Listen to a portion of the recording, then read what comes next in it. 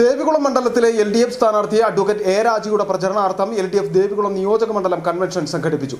Convention CPI ദേശീയ executive അംഗം പ്രകാശ് ബാബു ഉദ്ഘാടനം ചെയ്തു. മുഖ്യമന്ത്രി പിണറായി വിജയൻ കൺവെൻഷനിൽ പ്രവർത്തകരെ അഭിസംബോധന ചെയ്ത് സംസാരിച്ചു.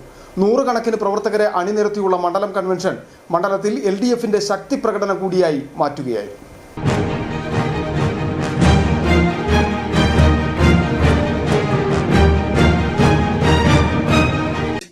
അടിമാലി പഞ്ചായത്ത് മൈതാനിയിലെ പ്രത്യേകം തയ്യാറാക്കിയ വേദിയിലായിരുന്നു ദേവികുളം മണ്ഡലത്തിലെ LDF സ്ഥാനാർത്ഥി അഡ്വക്കേറ്റ് എ രാജിയുടെ പ്രചരണാർത്ഥം LDF ദേവികുളം നിയോജക മണ്ഡലം കൺവെൻഷൻ നടന്നത്.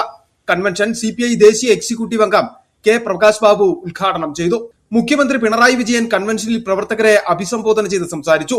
ജില്ല നേരിട്ടിരുന്ന പ്രധാന വിഷയങ്ങളിലൊന്ന് ഭൂവിഷയമായിരുന്നുവെന്നും ഭൂവിഷയത്തിൽ പരിഹാരം കാണാൻ സർക്കാരിനായെന്നും മുഖ്യമന്ത്രി പറഞ്ഞു.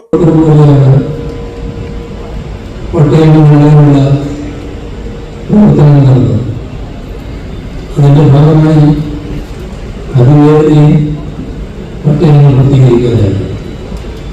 നല്ലതോതിൽ കുറെ കൂടി വർദ്ധിക്കുകയായിരുന്നു.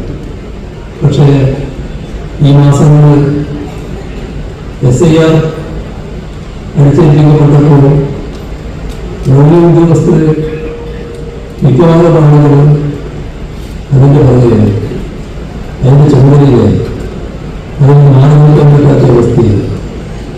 അപ്പോൾ പട്ടയം കൊടുക്കുന്ന ജോലിയിൽ ഏർപ്പെട്ടവരും എല്ലാം അതിൽ ഒഴിവാക്കി പോകേണ്ടതായിരുന്നു.